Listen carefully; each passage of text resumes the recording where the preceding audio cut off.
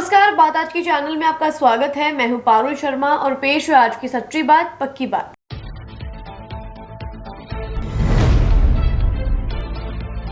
अजमेर में पेट्रोल सस्ता होने से लोगों में खुशी की लहर। वैट कम करने से 5 से 7 रुपए तक हुआ पेट्रोल सस्ता।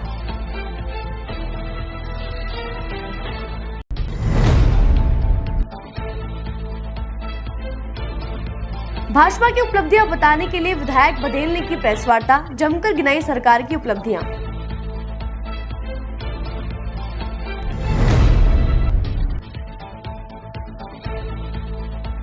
रंगोली आशियाना को लेकर आपसी विवाद ने लिया नया मोड़। मामला दर्ज करवाने वाले ठेकेदार पर आरोपी ने लगाया गंभीर आरोप।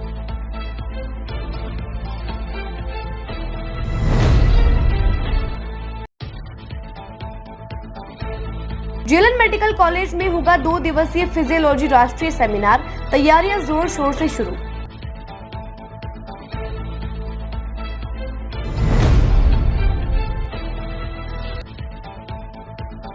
एलआईसी कार्मिकों के वेतन संशोधन पर चर्चा, सूचना सहभागिता सत्र आयोजित।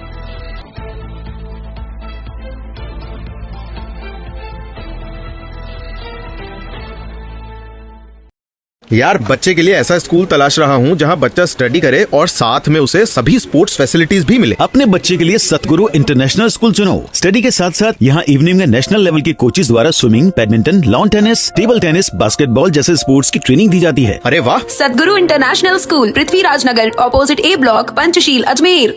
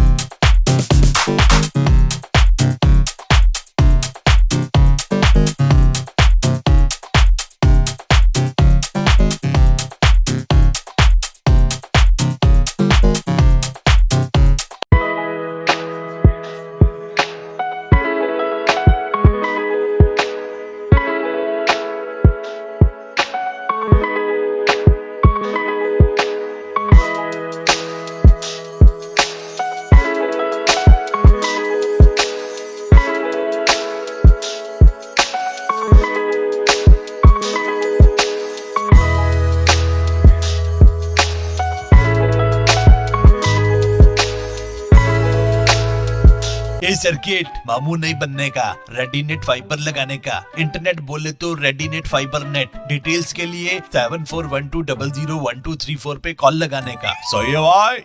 इंटरनेट बोले तो रेडीनेट फाइबर। मरीज का आधा दर्द तभी खत्म हो जाता है जब डॉक्टर भरोसा दिलाते हैं कि आप ठीक हो जाएंगे, और इस भरोसे का दूसरा नाम है Bharat hospital. Highest standard of care and specialised consultation के साथ best OPD, surgery and diagnosis services. Bharat hospital, near shopping centre, Shastri Nagar, Ajmer. अब शुरू करते हैं बातों का बेहतरीन सफर। राजस्थान सरकार ने पेट्रोल और डीजल पर 2% वैट घटा दिया है, जबकि केंद्र सरकार ने भी पेट्रोल और डीजल पर प्रति लीटर 2 रुपए सस्ता कर दिया है। इसके बाद राजस्थान में प्रति लीटर पेट्रोल और डीजल 3 रुपए से लेकर 7 रुपए सस्ता हुआ है।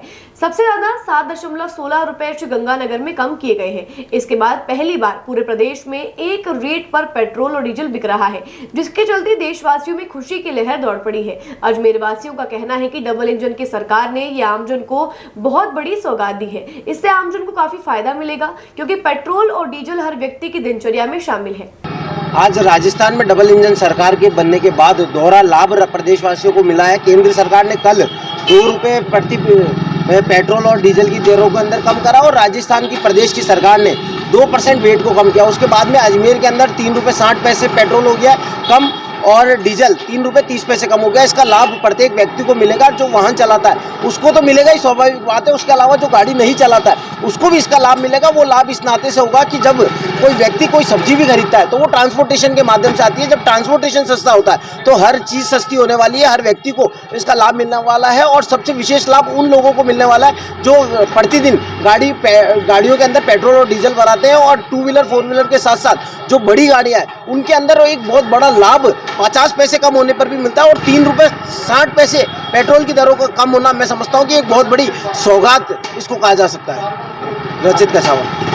जिस प्रकार आज अपने केंद्र सरकार और राज्य सरकार की अपने डबल इंजन की सरकार ने पेट्रोल और डीजल का वैट कम किया है, राजस्थान सरकार ने 2% और केंद्र सरकार के 3 रुपये 60 पैसे और 3 रुपये 30 पैसे का अपने कम किया गया। इससे सीधे आमजन को राहत मिलेगी। अपने आमजन की राहत ऐसा है कि अपने पेट्रोल अपने खाने पीने की वस्तुओं पर अपने कम लगेगा, और अपने कई चीज़ों में फ़ायदा मिलेगा आम आदमी को। आप ऐलान करिए। भारतीय जनता पार्टी ने आज एक प्रेस वार्ता का आयोजन किया, जहां दक्षिण विधायक अनिता बघेल ने बीजेपी की उपलब्धियां गिनाते हुए डबल इंजन की सरकार का आभार व्यक्त किया। उन्होंने बताया कि जिस प्रकार से ईआरसीपी का समाधान किया गया है, उज्ज्वला गैस योजना के तहत महिलाओं को गैस सिलेंडर सस्ते में दिए जा रहे हैं। साथ ही पेपर लीक मामले में दोषियों को बिल्कुल नहीं बख्शा जा रहा है, और हाल ही में डीजल और पेट्रोल के दाम कम किए गए हैं। इससे आमजन को काफी लाभ मिल रहा है, और अब राजस्थान विकास के पथ पर तेजी से बढ़ रहा है। साथ ही वर्षों से पड़े लंबित कार्यों को भी बीजेपी की डबल इंजन की सरकार ने पूरा किया है, जिससे कि आमजन बीजेपी की सरकार से काफी संतुष्ट है। भारतीय जनता पार्टी की हमारी राजस्थान की सरकार ने अपने संकल्प पत्र में जो वादे किए उन वादों को पूरा करने का काम, और जिस प्रकार से हमने उन कामों की गारंटी ली थी उस गारंटी को पूरा करने का काम लगातार राजस्थान सरकार कर रही है। और जिस प्रकार से कल माननीय मुख्यमंत्री भजनलाल जी शर्मा की कैबिनेट में जो निर्णय हुआ, और बहुप्रतीक्षित ये निर्णय था कि पेट्रोल और डीजल की जो दरों के अंदर कमी लाने का जो एक वायदा हमने किया था, माननीय मुख्यमंत्री जी ने कल घोषणा करते हुए 2% जो वैट कम किया है, निश्चित रूप से जनता को और हमारे इस राजस्थान के उद्यमी व्यापारियों को बहुत बड़ी एक राहत प्रदान की गई है। साथ ही जिस प्रकार से मैं कह सकता हूँ कि एक होली की अग्रिम सौगात माननीय मुख्यमंत्री जी ने प्रदेश की जनता को दी है। और इसी प्रकार से जिस प्रकार से हम बात करें तो महिलाओं के सम्मान की, तो महिलाओं के सम्मान को लगातार बढ़ने का जिस प्रकार बढ़ाने का काम किया है, फिर चाहे जिस प्रकार से महिलाओं के लिए प्रत्येक पुलिस थाने के अंदर हेल्प डेस्क की रचना की व्यवस्था की गई हो, साथ ही जिस प्रकार से उज्ज्वला गैस कनेक्शन जो 450 रुपये के अंदर प्रति सिलेंडर देने का वायदा किया था उसको पूरा करने का काम किया गया हो, या हमारे इस प्रदेश की जो मरुभूमि कहलाता है इसके अंदर जल संकट को ख़त्म करने के लिए जो बहुत ही मील का पत्थर जिस योजना को यहाँ पर माननीय मुख्यमंत्री जी ने जिस समझौते पर हस्ताक्षर करके एमओयू किया है और बहुत जल्दी वो क्रियान्वित होने वाली है, ऐसी ईआरसीपी योजना, हमारे यमुना जल समझौता, इन सब के माध्यम से लगातार प्रदेश की जनता को लाभान्वित करने का काम हमारी भारतीय जनता पार्टी की सरकार कर रही है।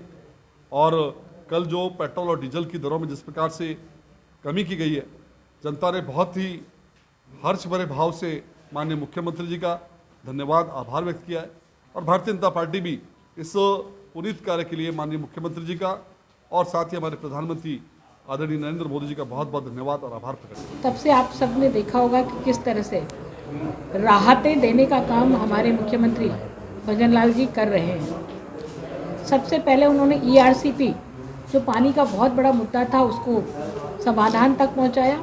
और उसके बाद में महिलाओं को किस तरह से महंगाई से राहत मिल सके, उस नाते से 450 रुपये का गैस का सिलेंडर उज्ज्वला गैस धारकों को मिलने प्रारंभ हुआ। महिला दिवस के उपलक्ष्य में 100 रुपये कम किए गए गैस के सिलेंडर पर। और अब 2% वैट पेट्रोल और डीजल पर कम करके पूरे प्रदेश को महंगाई से राहत दिलाने का जो काम किया, उसके लिए हम सबसे पहले माननीय CM साहब का आभार व्यक्त करते हैं। माननीय CM साहब ने महंगाई कम करने के लिए ही काम नहीं किया, आने वाली गर्मियों को देखते हुए हमारे जनता को कैसे पेयजल उपलब्ध हो सके, उस क्षेत्र में करोड़ों रुपए के काम हुए। अमृत 2 की सैंक्शन हुई, ERCP का काम हुआ, देवास योजना का काम हुआ, मध्य प्रदेश सरकार से समझौता हुआ। बहुत सारे काम जो वर्षों से लंबित पड़े थे, उनको पूरा किया गया। हमारे पेपर लीक माफिया पर कैसे कंट्रोल पाया जा सके, SIT का गठन हुआ। और आप देख सकते हैं कि किस तरह से पेपर लीक के अपराधी छुपते फिर रहे हैं, भागते फिर रहे हैं, उनको कहीं बचने का कोई मौका नहीं मिल रहा है और सरकार एक एक को पकड़ के जेल के अंदर डाल रही है। आज महिलाएं सुरक्षित महसूस कर रही हैं क्योंकि रोमियो स्क्वाड बनाया गया है, जिससे मलचलों पर काबू पाया जा सके। हमारे साइबर क्राइम जितने होते थे, उन साइबर क्राइम्स को रोकने के लिए किस तरह से उच्च टेक्निक का इस्तेमाल किया जाए, उसकी और सरकार एक कदम आगे बढ़ाई है। किसानों की फसल का उचित मुआवजा मिले, उसके नाते से बोनस की व्यवस्था माननीय मुख्यमंत्री जी ने की है। और राज्य सरकार के कर्मचारियों को कैसे लाभ दिया जा सके, उसकी चिंता माननीय मुख्यमंत्री जी ने की है। तो मैं इस अवसर पर इतना ही कहना चाहूँगी कि प्रदेश को महंगाई से राहत देते हुए हम युवाओं को कैसे विश्वास उनका जम पाए कि अब जो भी परीक्षा होगी, उस परीक्षा में बिना किसी नकल के, बिना किसी अपराध के, बिना किसी पेपर लीक के पारदर्शिता से परीक्षाओं का आयोजन होगा। और उसमें योग्यता के आधार पर, मेरिट के आधार पर युवाओं का निर्णय होगा। तो वो किसी तरह से आशंकित ना रहें। ये माननीय सरकार, भजनलाल जी की सरकार ने कर दिखाया और आगे भी 5 साल इस तरह से सरकार चलने वाली है। तो एक बार महंगाई राहत से निजात देने के लिए हम प्रधानमंत्री जी का तो धन्यवाद देते ही देते हैं, और साथ में माननीय मुख्यमंत्री जी का भी धन्यवाद देते हुए आप सबको इतना ही कहना चाहते थे PC के माध्यम से, इसलिए आपको आमंत्रित। अजमेर की मकड़वाली रोड स्थित बन रही गृह हाउसिंग रंगोली आशियाना के ठेकेदार अजीत बंसल द्वारा निदेशकों पर 6 करोड़ 81 लाख रुपए की धोखाधड़ी का मामला कृष्णगंज थाने में दर्ज करवाया है। इस मामले के दर्ज करवाने के बाद रंगोली आशियाना के निदेशकों ने मामले में जानकारी देते हुए बताया कि ठेकेदार अजीत बंसल ने उन पर झूठा आरोप लगाया है। निदेशक का कहना है कि ठेकेदार अजीत बंसल खुद इस मामले में उनके साथ धोखाधड़ी करके 75% का पार्टनर बना है। आज रंगोली आशियाना के निदेशक और मार्केटिंग हेड परवेश बावेजा का कहना है कि प्रोजेक्ट शुरू होने से पहले अजीत बंसल के साथ उनकी कंपनी का एक एग्रीमेंट साइन किया गया था। उसके अनुसार अजीत बंसल ठेकेदार को रंगोली आशियाने के संपूर्ण निर्माण कार्यों को करना था, लेकिन अजीत बंसल ने कंपनी के 2 निदेशकों की दुर्घटना में अचानक हुई मृत्यु के बाद फायदा उठाने की नियत से फर्जी तरीके से दूसरा एग्रीमेंट तैयार करवा लिया और कंपनी के दोनों निदेशकों की पत्नी से धोखाधड़ी करके दूसरे एग्रीमेंट पर साइन भी करवा लिए, जो कि कंपनी के एक्ट के अनुसार पूरी तरह तरह से गलत है। परवेश बाविजा ने कहा कि ठेकेदार अजीत बंसल से पूर्व में हुए एग्रीमेंट के अनुसार ठेकेदार द्वारा लगभग 400 फ्लैट रेरा के निर्धारित समय में तैयार करके ग्राहकों को देने थे। इस एग्रीमेंट के अनुसार 1160 रुपए स्क्वायर फीट इंक्लूडिंग जीएसटी के अनुसार 3,80,000 स्क्वायर फीट काम किया जाना था। ठेकेदार अजीत बंसल ने 2 निदेशकों की मृत्यु के बाद धोखे से एक नया एग्रीमेंट रेट 1160 रुपए एक्सक्लूडिंग जीएसटी का बना लिया और उस पर धोखे से मृतक डायरेक्टरों के पत्नी के हस्ताक्षर भी करवा लिए। इस पूरे कार्य में कंपनी लॉ की कहीं अनुपालना नहीं की गई है। बाविजा ने कहा कि कंपनी धोखे से बनाए गए इस एग्रीमेंट को खारिज करके नया एग्रीमेंट धोखे से तैयार करने के आरोप में कानूनी कार्यवाही व पुलिस कार्यवाही अजीत बंसल के विरुद्ध करने जा रही है। जो शुरुआत में आपके ठेकेदार जो अजीत बंसल जी ने जो शिकायत दर्ज कराई है, उनके और छोटे ब्रदर जो मेन मैनेजिंग डायरेक्टर थे इस कंपनी के, उन दोनों के बीच में 2019 अक्टूबर में एक करार हुआ था। उस करार के अंतर्गत ये क्लियर वर्ड्स थे जिनका मैं आपको राइटिंग में नोटिंग भी और उनकी एग्रीमेंट की कॉपी भी आपके जानकारी के लिए मैं आपको अभी उपलब्ध करा दूंगा। उसमें उनका क्लियरली मेंशन है कि जिस रेट पे की एंड लॉक में ये रेरा के टाइम पीरियड तक अपने को ये डिलीवरी देंगे, और रेट की जहाँ तक बात थी उसमें 1160 रुपये स्क्वायर फिट का पूरा इंक्लूडेड ऑल आइटम्स करके उन्होंने जीएसटी पेड करके दे रखा था। अभी हमारे और उनके बीच में जो मतभेद और जो मुद्दे की जो बात है वो जीएसटी इंक्लूड और जीएसटी एक्सक्लूड को लेकर के। उनका जो पूरा कॉन्ट्रैक्ट था वो लगभग 45 करोड़ का इंक्लूडेड जीएसटी का एग्रीमेंट था, जिसमें 3,80,000 स्क्वायर फीट के आसपास निर्माण बनाने की बात कही गई थी लगभग, ठीक है ना। और उसके अंतर्गत जो जीएसटी इंक्लूडेड था वो अमाउंट में क्लियरली मेंशन था उस एग्रीमेंट के अंदर कि जो हम जो लास्ट मोमेंट तक जब तक हम कब्जा नहीं देंगे तब तक हम आपको इसी रेट पे ये मटेरियल को उपलब्ध कराएंगे। ब्रदर की डेथ के बाद उन्होंने उस टर्म्स कंडीशंस का जो बना हुआ था परफॉर्मा, उसको ब्रेक करने की कोशिश की, उसको तोड़ने की कोशिश की, और तोड़ के और जो उनकी जो लेडीज़ पार्टनर थी, जो ब्रदर की दोनों, मनोज जी की जो डेथ थी उनकी मिसेज और जो ब्रदर था उनकी मिसेज, उनसे बिना बोर्ड ऑफ डायरेक्टर्स की कंसर्निंग के, बिना उनकी सहमति के, एक ऐसी लेडीज़ पार्टनर जिनके हस्बैंड की डेथ हो गई है, जिनको इंग्लिश की कोई जानकारी नहीं है कि उनको इंग्लिश पढ़ना भी आता हो, और इस बात को वो खुद भी एग्री कर रही हैं कि भाई साहब हमें तो इंग्लिश पढ़ना आता नहीं है।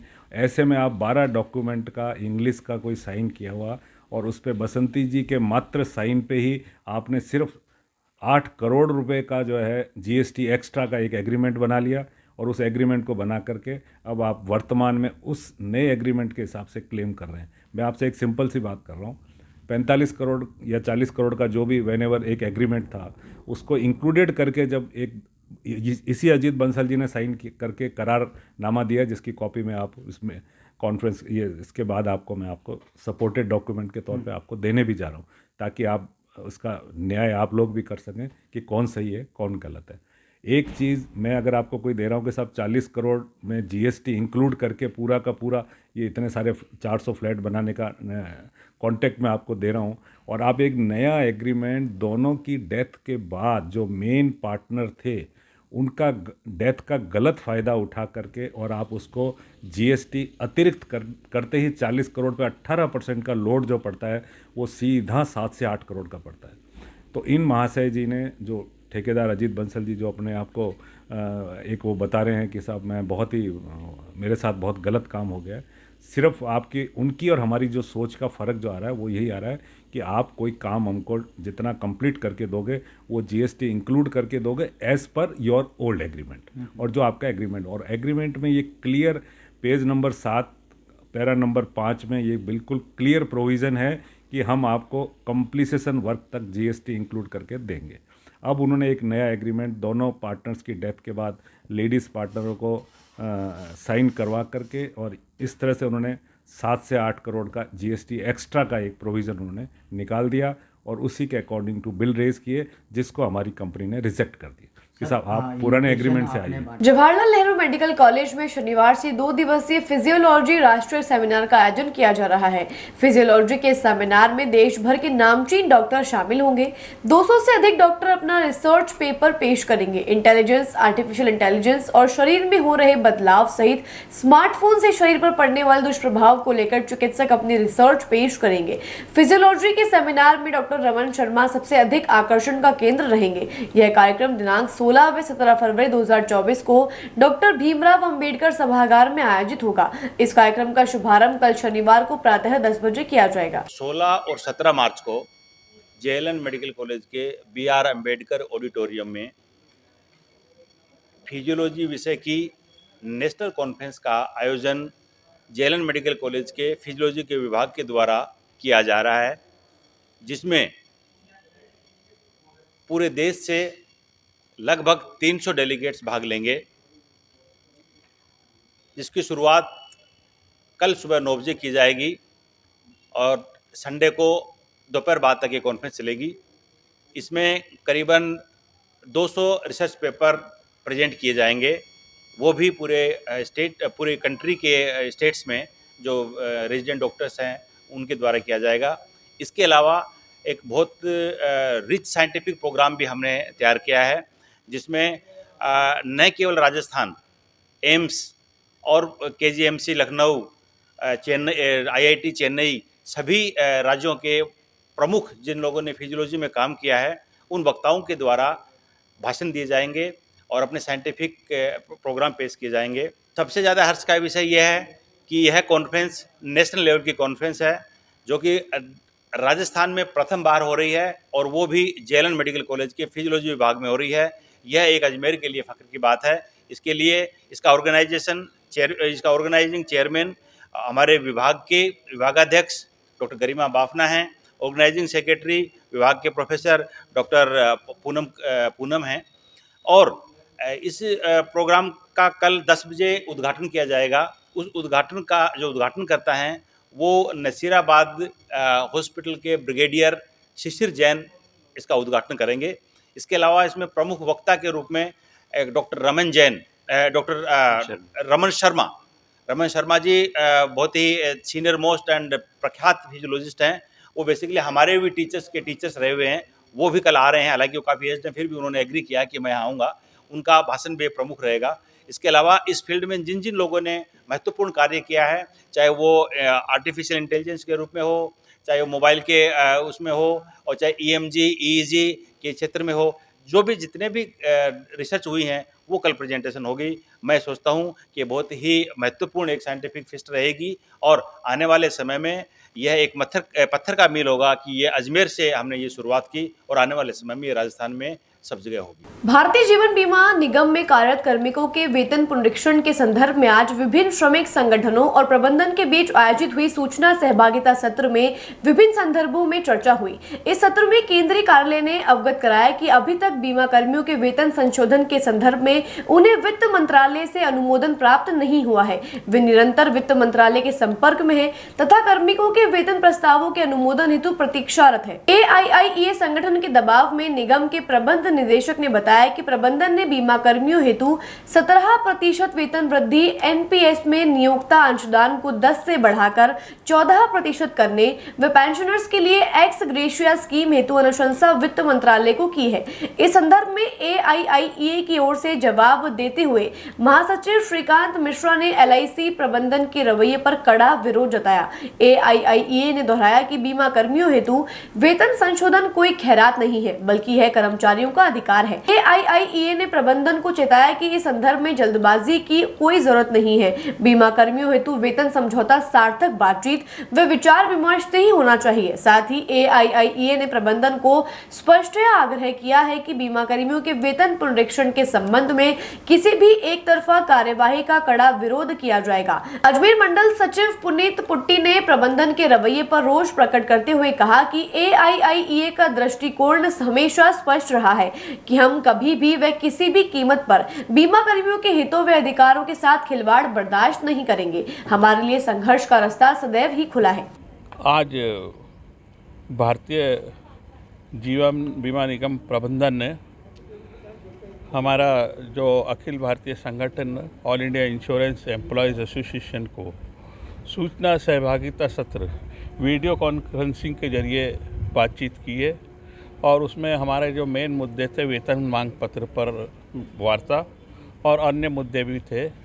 तो उस अवसर पर हमारे एमडी भारतीय जीवन बीमा निगम के उन्होंने कहा कि भाई आज हमारे पास कोई आपको अलग से कोई प्रस्ताव नहीं दिया गया, भारत सरकार से क्लियरेंस नहीं होकर आया गया है, तो हम इसका कोई भी अभी आपको ऑफ़र नहीं दे सकते। तो संगठन जो all India insurance employ association था, उनका ये कहना था कि जब ये बात नहीं है तो आपने क्यों वार्ता के लिए बुलाया, लेकिन इस पर अपना रोष प्रकट किया उन्होंने। तो उसके थोड़ी देर बाद प्रबंधन ने भारतीय जीवन बीमा निगम ने कहा कि भाई हमने डीएफएस मतलब फाइनेंस मिनिस्ट्री से क्लियरेंस नहीं है, हमने आपका प्रस्ताव 17% और एनपीएस जो प्रबंधन का योगदान है 10 से बढ़ाकर उसको 14% करने और पेंशन जो एक्सग्रेशिया पेंशन है उसके संबंध में हमने ये प्रस्ताव वहाँ भेज रखे हैं, लेकिन अभी हमारे पास वो नहीं है। इसी संदर्भ को लेकर फिर उन्होंने हमारे जनरल सेक्रेटरी महोदय ने और अन्य साथियों ने इस पर कहा कि अगर ऐसी बात है तो अभी इतना कोई जल्दी आवश्यकता नहीं है, क्योंकि ये कोई भारतीय जीवन बीमा निगम प्रबंधन कोई खैरात में मतलब हमको वेतन मांग पत्र पर जो है खैरात में नहीं दे रहा, बल्कि ये कर्मचारियों का अधिकार है और हम कर्मचारियों के हितों की बात करते हैं और उसके लिए हम काम करते हैं। तो हम ऐसा कभी भी नहीं होने देंगे जिससे कि प्रबंधन को हमारे कर्मचारियों साथियों का नुकसान हो, और हमारा सदैव द्वार खुला है, संघर्ष का द्वार हमारा खुला है। और फिर उसके बाद अभी कोई चर्चा नहीं हुई। अगर अभी जो वार्ता का दौर है जारी है, अब कब वो बुलाते हैं इस ये देखने वाली बात है।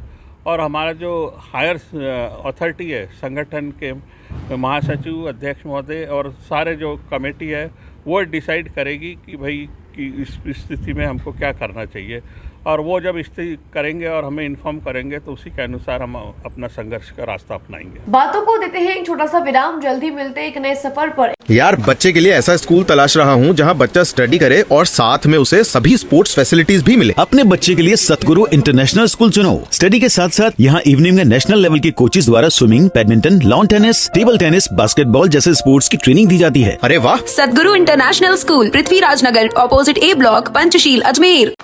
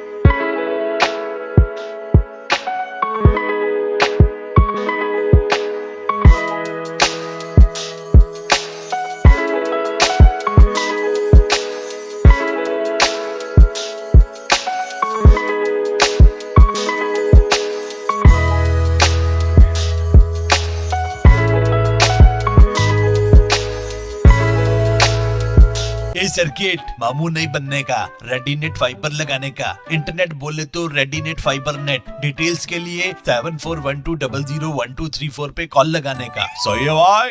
इंटरनेट बोले तो रेडिनेट फाइबर। मरीज का आधा दर्द तभी खत्म हो जाता है जब डॉक्टर भरोसा दिलाते हैं कि आप ठीक हो जाएंगे, और इस भरोसे का दूसरा नाम है Bharat hospital. Highest standard of care and specialised consultation के साथ best OPD, surgery and diagnosis services. Bharat hospital, near shopping centre, Shastri Nagar, Ajmer. एक बार फिर आपका स्वागत है। आइए चलते हैं एक नए सफर पर। अलवर गेट थाना क्षेत्र से एक चोरी की वारदात सामने आई है, जहां पर एक सूने मकान में चोरों ने अपना हाथ साफ कर दिया।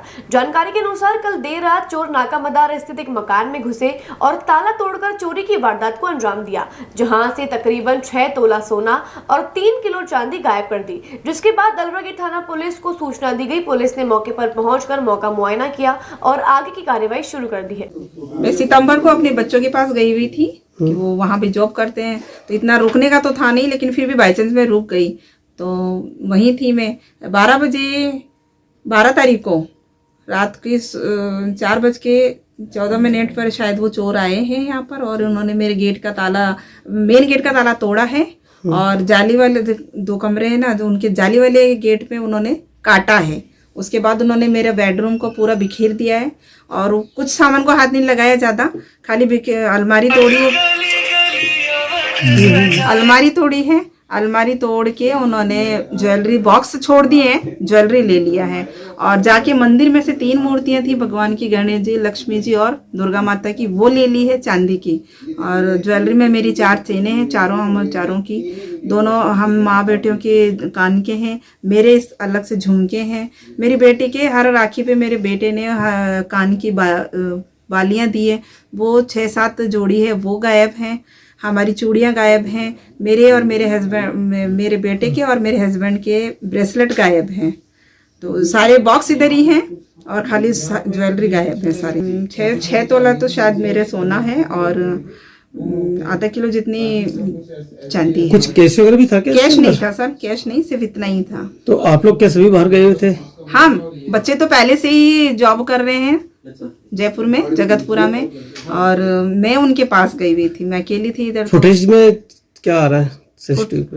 सीसीटीवी कैमरे में आ रहा है कि 4:14 पे 2 बंदे आए हैं मोटरसाइकिल पर, और वो कॉर्नर तक गए हैं, कॉर्नर से वापस रिटर्न करके मेरे घर के आगे रुके हैं। मेरे घर पर ही उन्होंने गाड़ी रखी, और यहाँ के जो कुत्ते हैं, डॉग्स हैं, जो अक्सर अनजान लोग को भौंकते हैं, तो वो उनको भौंक नहीं रहे, वो बड़े आराम से उनके साथ पूंछ हिला के घूम रहे हैं।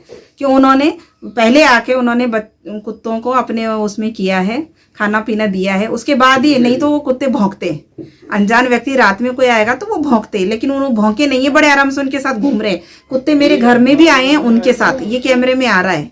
और फिर वो लोगों ने मेरे घर में ताले वाले तोड़े, गेट तो काटे, ये सारा काम किया है। उसके बीच में वो बाहर निकल के पड़ोस में, जो मेरे जस्ट सामने 65 नंबर मकान है, और उसके बाद वो उस वक्त के पड़ोस में 66 में कूदे हैं, दोनों बंदे कूदे हैं, और फिर वापस वहां से आए हैं। एक बैग लिया है उन्होंने, पॉलिथीन है, जो भी बैग है उनके पास वो लिया है, उसमें मेरी सारी ज्वेलरी रखी है, वो कैमरे में आ रहा है, उसने रखी है। और उसके बाद वो लोग यहाँ से 4:34 पे निकल। सर ये तो मैं बताइए, 6 तोला सोना है, तो फिर सोचे। मेरा नाम गायत्री देवी अंकोड़ है। कहाँ पे रहते हैं आप? 76/3 UIT कॉलोनी नाका मदार। थाने पे रिपोर्ट अलवर गेट थाने पे रिपोर्ट दर्ज, बिल्कुल मुआवना करके गई, तभी मैंने अपने सामान को हाथ लगाया, तभी मैंने साफ सफाई की है। घर वैसे ही था नहीं तो। अजमेर जिला कियोस्क एसोसिएशन द्वारा हजारीबाग स्थित बनी गुमटियों को बिना नोटिस दिए तोड़ने के विरोध में आज जिला कलेक्टर व संभागीय आयुक्त को ज्ञापन सौंपा। गुमटी एसोसिएशन के सचिव कांति कुमार शर्मा ने जानकारी देकर बताया कि यह गुमटियां मुख्यमंत्री रोजगार योजना के तहत बनवाई गई थी, जिससे कि लोगों को रोजगार मिल सके, लेकिन अब अजमेर विकास प्राधिकरण व प्रशासन द्वारा उन गुमटियों को तोड़ा जा रहा है, जिसको लेकर कांति कुमार शर्मा का कहना है कि यह अनुचित है, किसी भी व्यक्ति से उसका रोजगार छीनना अमानवीय है, जिसके चलते उन्होंने आग्रह किया है कि इन गुमटियों को यथास्थिति में रहने दिया जाए, अन्यथा वह एक बड़ा आंदोलन करेंगे। साथ ही मुख्यमंत्री भजनलाल शर्मा के पास जाकर उनकी पीड़ा भी सुनाएंगे। कलेक्टर महोदय को, कमिश्नर साहब को, जो कि कल इन्होंने हड़दर्मिता करी है, ना तो हमें कोई नोटिस दिया था और हमें 1 घंटे 2 घंटे का टाइम दिया था, और हमारी आगे 2 गुमटियाँ तोड़ दी गई है, जिसके खिलाफ है हम। और हम प्रशासन से यही मांग करते हैं कि अगर 2-3 दिन के अंदर हमारी सकारात्मक कोई बातचीत नहीं होती है, जबकि हमने पूर्व में भी कलेक्टर साहब को ये निर्देश दिए थे कि साहब हमारा जब भी ऐसी कोई बात आती है प्रशासन की, अगर हमारी गुमटियाँ या डेयरियाँ कोई हटती है तो हमारा आदमी 1-2 प्रतिनिधि उसमें शामिल किया जाए और हमें विश्वास में लेकर के गुमटी हटाई जाए ताकि हम दूसरी जगह उसको गुमटी को शिफ्ट करवा सकें। हमारा यही कहना है, अगर ये 2-3 दिन में हमारी बात नहीं होती है तो हम सोमवार या मंगलवार को जिला कलेक्टर महोदय के यहाँ धरना देंगे और दोबारा से इनको एक बार ज्ञापन देंगे। देखिए सर, अजमेर के अंदर जो मुख्यमंत्री रोजगार योजना के तहत जो गुमटियाँ लगी हुई है 500 करीब, उनमें से यहाँ का जो विकास प्राधिकरण है और ये जो प्रशासन है वो बारी बारी से जाकर उनको तोड़ता है बिना नोटिस दिए ही। नोटिस भी कोई मायने नहीं रखता है, लेकिन वो जाके तोड़ता है।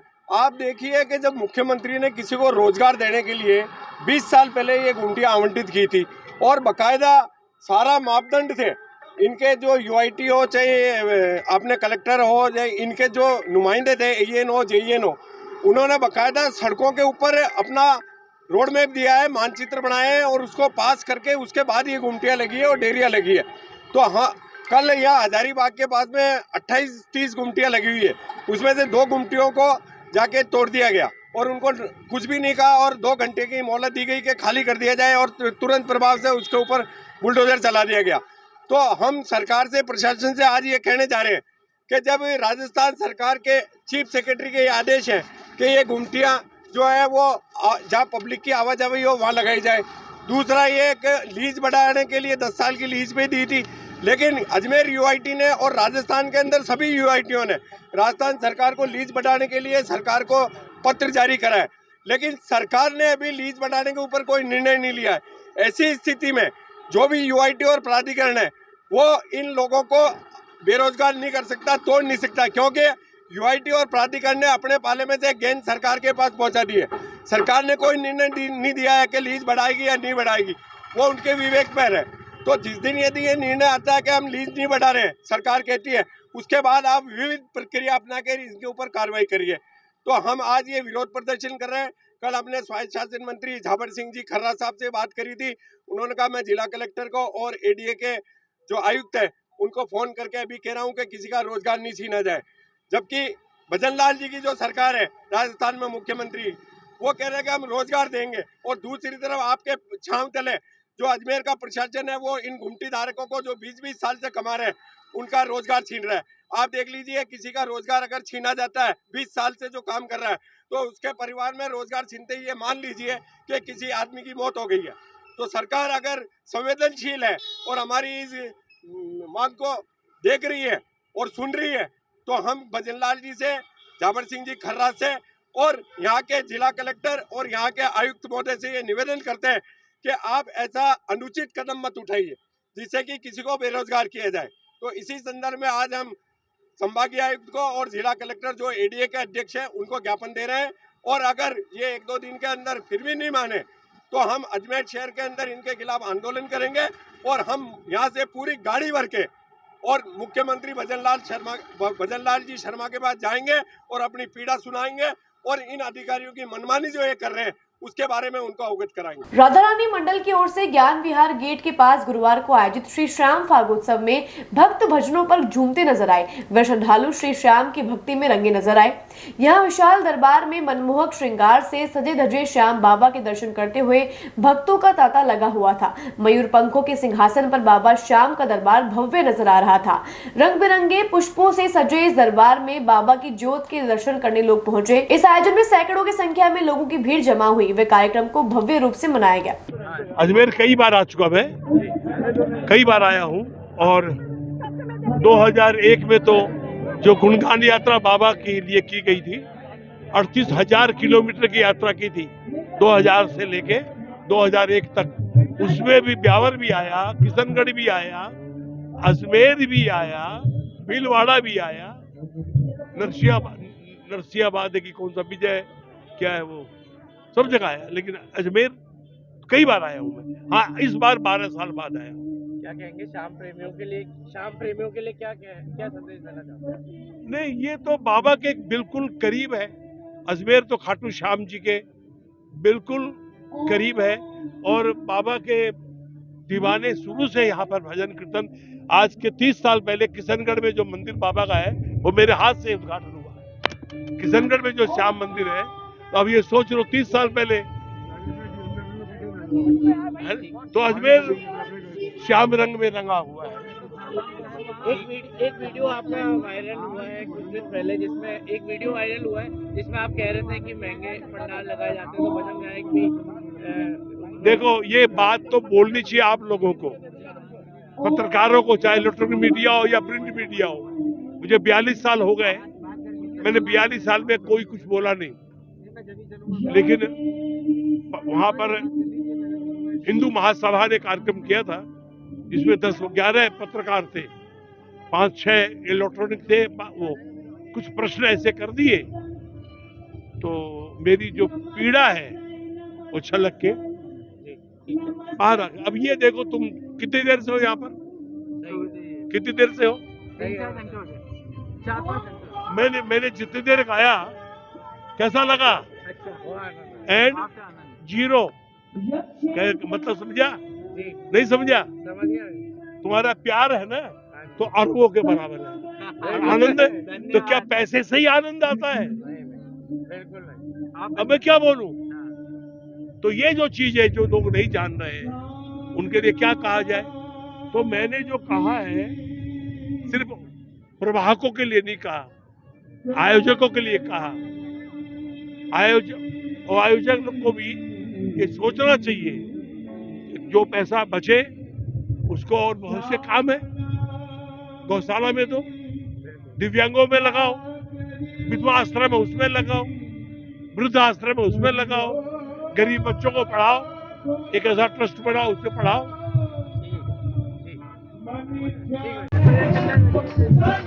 सर्वप्रथम मैं सभी अजमेर वासियों को इतने प्यारे और सुंदर आयोजन के लिए बधाई देती हूँ और धन्यवाद देती हूँ। ये सभी का प्यार है जो हमेशा हमारे मंडल को मिलता है। इतना सुंदर दृश्य कि आंखों से और शब्दों से बिल्कुल बयां नहीं किया जा सकता। यहाँ पर नंदू जी, नंदकिशोर जी शर्मा अहमदाबाद के, जो आपको पता है कि जिन्होंने भजनों की इतनी सुंदर गंगा बहाई कि हर व्यक्ति यहाँ भावुक है। हर व्यक्ति समझ लो इस भाव से इतना जुड़ा है कि कोई उठना नहीं चाहता, कोई उन्हें जाने नहीं देना चाहता। और उन्होंने इतना प्यार, इतना विश्वास अजमेर की जनता को दिया, अपनी बेटियों को दिया और बेटियों को सराहा। उसके लिए मैं नंदू जी का बहुत बहुत धन्यवाद करती हूँ, गुरुदेव का। सहादी अनिल रजनीश जी हरियाणा से हमारे बीच आए, स्थानीय कलाकार मेरे छोटे भाई जॉन अजमेरी जी और विमल गर्ग भैया ने इस कार्यक्रम के लिए मुझे बहुत सहयोग किया। उसके लिए मैं उनका बहुत बहुत धन्यवाद करती हूँ और पूरे अजमेर वासियों को धन्यवाद करती हूँ। राधा रानी मंडल अध्यक्ष राधिका सोनी। राजस्थान में ठेका प्रथा खत्म करने को लेकर आज अस्थायी कर्मचारियों ने जयपुर के शहीद स्मारक पर महा आंदोलन की शुरुआत करते हुए धरना शुरू किया। राजस्थान में आज भी दास प्रथा जो पुराने जमाने में शुरू की गई थी वह लागू की हुई है और इसी का प्रत्यक्ष उदाहरण है ठेका प्रथा यानी अस्थायी कर्मचारियों की नियुक्ति। इसी प्रथा को खत्म करने के लिए आज मोनू चौधरी के नेतृत्व में हजारों प्लेसमेंट एजेंसी और एनजीओ के जरिए लगे हुए अस्थायी कर्मचारियों ने जयपुर में धरना प्रदर्शन कर राजस्थान सरकार से ठेका प्रथा को खत्म करने की मांग की है। मोनू चौधरी ने बताया कि ठेका प्रथा लागू होने से जो अस्थायी कर्मचारी हैं उनको ठेका लेने वाली प्लेसमेंट एजेंसी और एनजीओ कर्मचारियों द्वारा की गई मेहनत के अनुसार वेतनमान नहीं देता है, जबकि वह कई गुना ज्यादा मुनाफा कमाता है और ठेका प्रथा से कर्मचारियों का शोषण कर प्रताड़ित किया जा रहा है। यही वजह है कि जयपुर के शहीद स्मारक पर अस्थायी कर्मचारियों ने अपनी मांगों को लेकर आंदोलन की शुरुआत की है। बोर्ड के नोटिफिकेशन के लिए आज यहाँ एकत्रित हुए, धरना किया हम लोगों ने। RLSCC बोर्ड वो बोर्ड है जो ठेका प्रथा को खत्म कर देगा। आज भी समाज में, देश में, राज्य में कहीं ना कहीं किसी न किसी रूप में जो दास प्रथा जिसको हम कहते थे वो आज भी जारी है। दास प्रथा के तहत ठेका कर्मी रखे जाते हैं, जो आपको दिखाई दे रहे हैं ये सब ठेका कर्मी है, जिनको 3 से 4 हज़ार जो श्रम मंत्रालय की लिस्ट के अकॉर्डिंग न्यूनतम मजदूरी दर ही नहीं है, न्यूनतम मजदूरी दर इनको नहीं मिलती। 3-4 हज़ार रुपये में इनको पूरे महीने का खर्च चलाना पड़ता है। अगर ये बोर्ड का नोटिफिकेशन जारी हो जाता है तो इससे इन्हें इस दास्ता से, इस गुलामी से मुक्ति मिल जाएगी। और ये बिचौलिया पद्धति जो होती है, इनकी सैलरी सरकार द्वारा अच्छी होती है लेकिन इन तक अच्छी पहुंच नहीं पाती है और वो अच्छे से पहुंच पाएगी। इसलिए हम इस RLSCC बोर्ड के नोटिफिकेशन की मांग कर रहे हैं, जो पूर्ववर्ती सरकार में लास्ट कैबिनेट मीटिंग में बन गया था उसका बस नोटिफिकेशन आना बाकी है। इसलिए भाजपा सरकार, बदलाव सरकार से हम प्रार्थना करते हैं, रिक्वेस्ट करते हैं, अगर इसका नोटिफिकेशन जारी कर देते हैं तो संपूर्ण राजस्थान के 7 से 8 लाख ठेकाकर्मी पूर्ण रूप से उसके सहयोग में और समर्थन में हमेशा खड़े रहेंगे। हम अनिश्चितकालीन धरने पर बैठ गए आज, और हमारी आगे की जो रणनीति है वो यही है कि कैसे न कैसे हम इस बोर्ड के नोटिफिकेशन के लिए प्रयास करें और सरकार तक अपनी मीडिया के माध्यम से और डेलीगेशन के माध्यम से अपनी आवाज़ को पहुंचाएं, ताकि मजबूती से इस कार्य को कर पाए। आपका नाम बता दीजिए। मेरा नाम मोनो चौधरी है, अस्थायी कर्मचारी यूनियन राजस्थान। बातों को देते हैं एक छोटा सा विराम, जल्दी मिलते हैं एक नए सफर पर। यार, बच्चे के लिए ऐसा स्कूल तलाश रहा हूँ जहाँ बच्चा स्टडी करे और साथ में उसे सभी स्पोर्ट्स फैसिलिटीज भी मिले। अपने बच्चे के लिए सतगुरु इंटरनेशनल स्कूल चुनो। स्टडी के साथ साथ यहाँ इवनिंग में नेशनल लेवल के कोचेज द्वारा swimming, badminton, lawn tennis, table tennis, basketball जैसे स्पोर्ट्स की ट्रेनिंग दी जाती है। अरे वाह! सतगुरु इंटरनेशनल स्कूल, पृथ्वीराज नगर, ऑपोजिट ए ब्लॉक, पंचशील, अजमेर।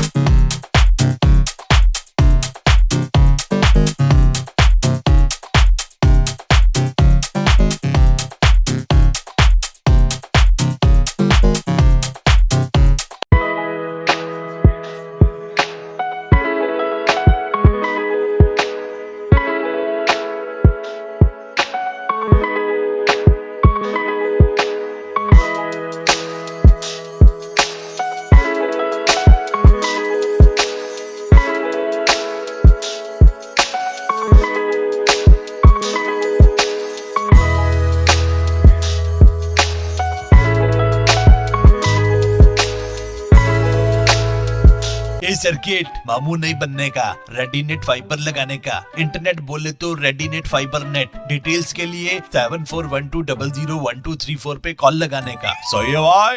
इंटरनेट बोले तो रेडीनेट फाइबर। मरीज का आधा दर्द तभी खत्म हो जाता है जब डॉक्टर भरोसा दिलाते हैं कि आप ठीक हो जाएंगे, और इस भरोसे का दूसरा नाम है Bharat hospital. Highest standard of care and specialised consultation के साथ best OPD, surgery and diagnosis services. Bharat hospital, near shopping centre, Shastri Nagar, Ajmer. एक बार फिर आपका स्वागत है। आइए चलते एक नए सफर पर। आज श्री अजमेर व्यापार महासंघ ने यातायात से संबंधित समस्याओं को लेकर यातायात पुलिस निरीक्षक भीकाराम काला के साथ मीटिंग की। इस मीटिंग में शहर भर के बाजारों के अध्यक्ष व प्रतिनिधि आए और अपनी समस्याओं से उन्हें अवगत करवाया गया। श्री अजमेर व्यापार महासंघ के अध्यक्ष महेंद्र बंसल ने बताया कि उनकी शिकायत अवैध पार्किंग व अवैध अतिक्रमण को लेकर है। कई बार इसके खिलाफ कार्यवाही भी की गई, लेकिन फिर भी यातायात की समस्या में कोई सुधार नहीं हुआ। आज यातायात पुलिस निरीक्षक भीकाराम काला से जब उन्होंने अपनी समस्याएं बताई तो उन्होंने नगर निगम को साथ में लेकर त्वरित कार्यवाही करने का आश्वासन दिया।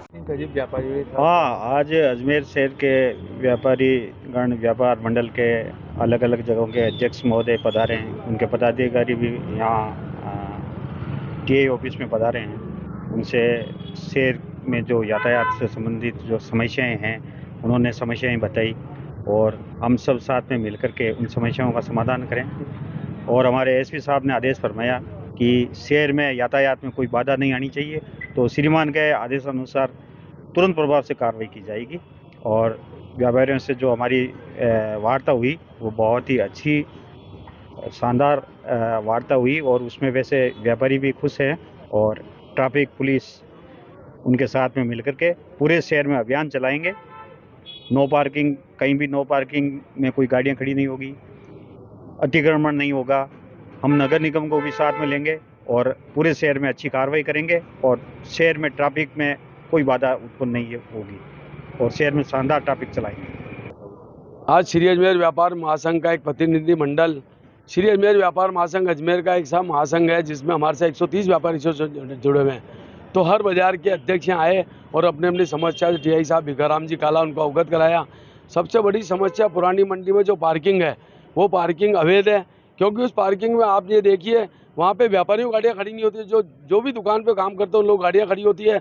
हम उस वार्ड के पार्षद जो हमारे महासंघ के सलाहकार अशोक मुदगल, उन्होंने कई बार शिकायत करी, उनके पास लेटर भी है नगर निगम का कि वहाँ से पार्किंग हटाए। पार्किंग हट भी जाती है और जैसे ही यातायात का दस्ता जाता है, निगम दस्ता आता है, उसके बाद तुरंत गाड़ियाँ खड़ी।